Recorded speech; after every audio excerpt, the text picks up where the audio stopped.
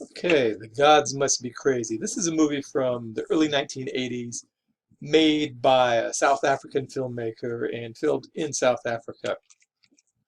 We're going to look for the familiar in the strange. Recall that sociologists like to look for the familiar in the strange and the strange in the familiar.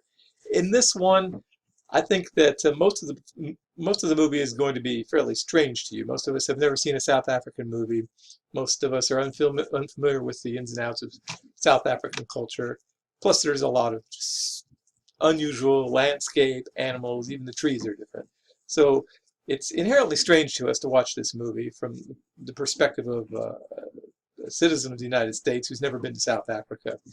But I am going to argue that there are some familiar things in this movie. There are three intersecting storylines here. There's the I'm going to call him the Bushman because I can't pronounce his name, and I mean no disrespect by calling him the Bushman. So there's this one story thread with him and the Coke bottle, a second story thread with the romantic comedy, and a third story thread with dictators and revolutionaries. There's a lot of familiar stuff in here if you think about it for just a second. With regards to the Bushman storyline, uh, this hits on all of the common aspects of the noble savage myth, and I'll get back to that in a minute.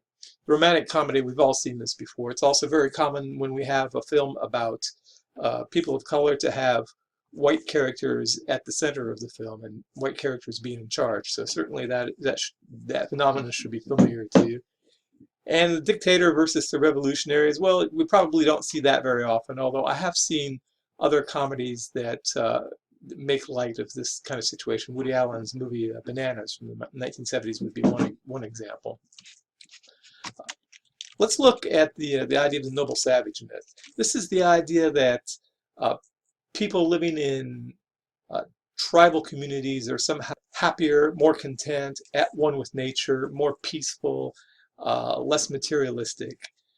This is a very common idea that dates back hundreds of years in European culture, and you'll see it in many movies. Usually in American movies, it's American Indians are almost always presented as noble savages in American movies. Also, people with mental disabilities. So the Dustin Hoffman character in Rain Man, who plays an autistic character, or the Tom Hanks character in Forrest Gump would be examples of that. People with mental disabilities of some sort or another are presented as innocent, childlike, but able to shed light on the dysfunctions of civilization. Here are some quotes from the first part of the Gods Must Be Crazy, which is a satire of a documentary style. And it's obviously satirical because you've got these people who are fascinated by a Coke bottle, but are apparently paying no attention whatsoever to the filmmakers among them. So it seems to be a satire at first, but then the movie never really satirizes its own conceits. It never examines the noble savage myth. It just uses it as part of the story. And you can look at the quotes I put on the screen for you here. You can see that uh, they hit every element of the noble savage myth. They're contented. They have no crime, no punishment, no legal system. Nothing is bad or evil. Even a poisonous snake. They're very gentle. They don't punish children. Um, they have no sense of ownership. They're in touch with nature. Well, of course, in reality, this is not so. These folks are just as dysfunctional as any other human group. They beat their wives. They murder their neighbors. But the movie needs this character to be a noble savage, and so he is. Even though the documentary is satirical, the movie perpetuates this myth. The purpose of the noble savage myth is to contrast the noble savage with civilization. The idea that there are some things about the noble savages that are superior to civilization, and it's a way of creating some self-reflection on civilized man and to look at what we lost. And the film does this quite explicitly in the opening satirical documentary. So here are some quotes from that section of the movie. There's a vast city. Civilized man refuses to adapt himself to the environment. Instead, he adapts to the environment. So he's not at one with nature the way the noble savage is.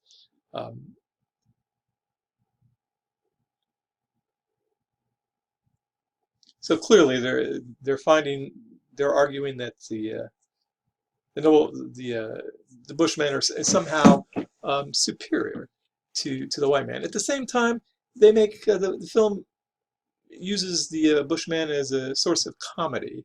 Uh, they like to make him seem even stranger than he really is. So, for example, filmmakers added extra clicks to the language. If you'll notice when the Bushmen are speaking to one another, there's these clicking sounds in their language. Well, they don't actually click that much. The filmmakers deliberately ask them to click more than they usually do, just to make them seem a little bit more exotic and unusual.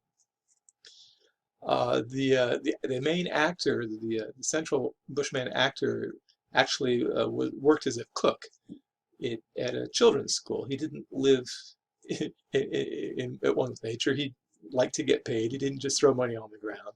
So this is, of course, all an invention. Then we've got the romantic comedy at the center. It's again, this is all familiar to you. You've seen this before. In romantic comedies where the nerd gets the hot girl at the end. It happens a lot more in movies than it does in real life. But notice that they put the white people at the center of the movie, and this is, again, something to you from many other movies. Is there a significance in what's left out of the movie? Let's think about the social context of this movie. Again, it's made in the early 1980s. At this time, South Africa still has the apartheid, the institution of apartheid, which is analogous to segregation in the United States. So in the United States, we use the term Jim Crow to refer to legal institutionalized segregation, and it gains its, in the U.S., it gains its legal basis with the Supreme Court's Homer v. Plessy decision in the 1890s. And then almost immediately people start suing, and it gradually gets carved away.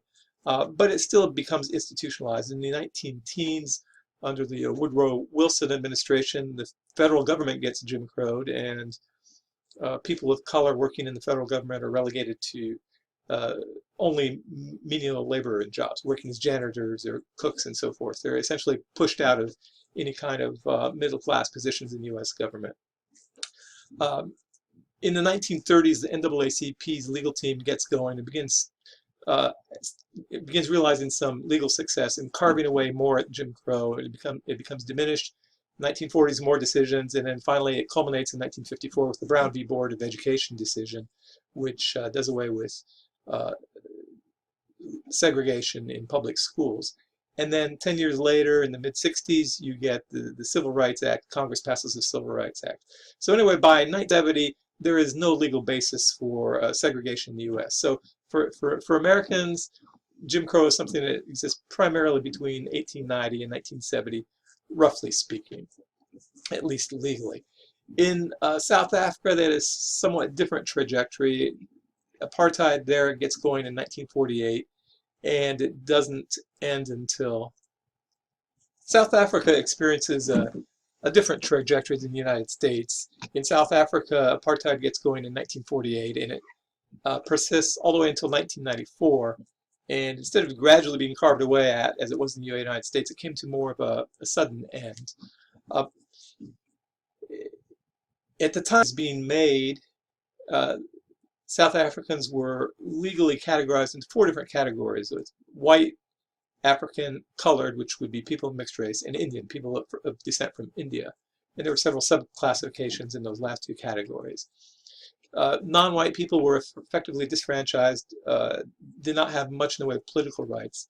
This was accomplished by assigning people to what they called homelands, and essentially segregating people of different categories and moving them around the country. So people were displaced from their homes and sent to other places. The reality of the Kalahari is that these desert tribal dwellers were also divided into homelands. So there was a lot of heartache, a lot of difficult times for the people living in these deserts. They were not immune to the realities of apartheid. And in fact, many of them were arrested and or at least subject to the legal system. In the film, the legal system makes a mistake at first when it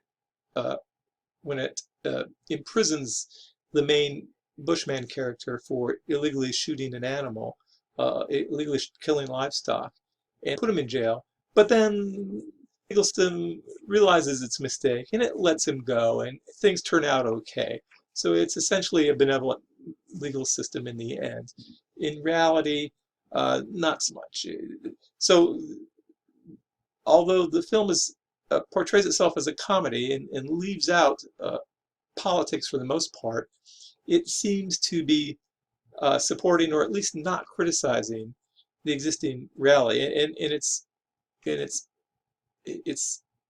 not dealing with the dysfunctions of apartheid and how it affected the Bushmen. Now, is it obligated to do that? No. I mean, for me personally, I have a libertarian free speech perspective on this. People can make moves they want. But as sociologist, I think it's significant. By leaving this stuff out, it almost as if the filmmaker is, by not criticizing it, he's almost not supporting it, but he's enabling it to some extent. And this is the face that South Africa is presenting to the rest of the world, a place where people can live in harmony with the desert and not have any trouble with the political system.